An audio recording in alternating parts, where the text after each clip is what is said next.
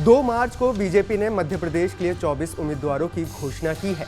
BJP ने लगभग सभी बड़ी और हॉट सीटों पर अपने प्रत्याशियों को चुनावी रण में उतार दिया है, लेकिन इस लिस्ट में छिंदवाड़ा का कोई भी जिक्र नहीं है। तो क्या कमलनाथ को लेकर बीजेपी ने छिंदवाड़ा सीट से उम्मीदवार का ऐलान नहीं किया है, या फिर क्या बीजेपी को अभी भी उम्मीद है कि कमलनाथ बीजेपी में शामिल हो सकते हैं?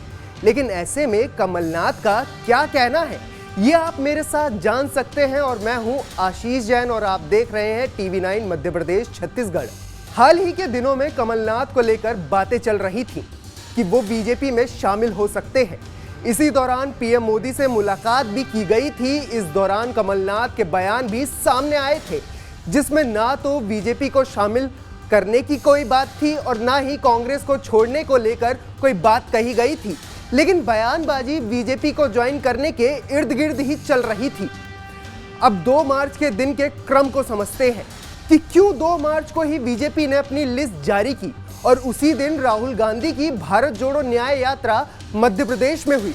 तो दोनों घटनाक्रम एक ही दिन में हुए हैं। बीजेपी को अपनी लिस्ट में छिंदवाड़ा का कोई भी जिक्र नहीं किया है, तो वहीं कमलनाथ राहुल गांधी के साथ यात्रा में शामिल हुए और राहुल गांधी की गाड़ी में उनके साथ ही सवार थे, जैसे कि मानो अभी भी कमलनाथ बताना चाहते हो कि कमलनाथ हमेशा से ही कांग्रेस में थे, हैं और आगे भी रहेंगे। और हम सब जानते हैं कि अगले कुछ हफ्तों में हमारे सामने ये चुनाव है। ये चुनाव जो हमारे सामने है, ये एक साधारण चुनाव नहीं है। ये चुनाव हमारे देश का भविष्य, हमारे नौजवानों का भविष्य, हमारे किसान भाइयों का भविष्य तय करेगा। लंबी चौड़ी बातें तो हो जाती हैं, आश्वासन हो जाते हैं, पर याद रखिएगा, आप सच्चाई का साथ दीजिए।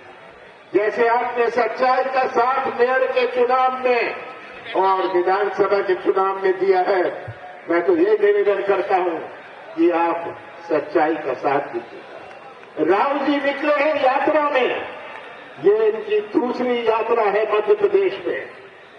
इनका संदेश क्या है?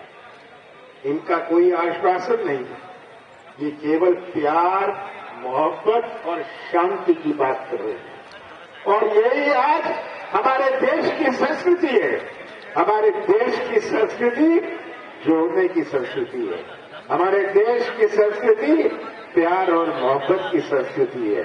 हालांकि कांग्रेस ने अभी तक उम्मीदवारों की लिस्ट जारी नहीं की है, लेकिन उससे पहले ही कमलनाथ के बेटे नकुलनाथ ने खुद को छिंदवाड़ा से उम्मीदवार घोषित कर दिया है। ऐसे में सवाल है कि क्या कमलनाथ चुनाव लड़ेंगे या नहीं? इसका जवाब आगे कांग्रेस की लिस्ट जारी होते ही सबको पता चल जाएगा।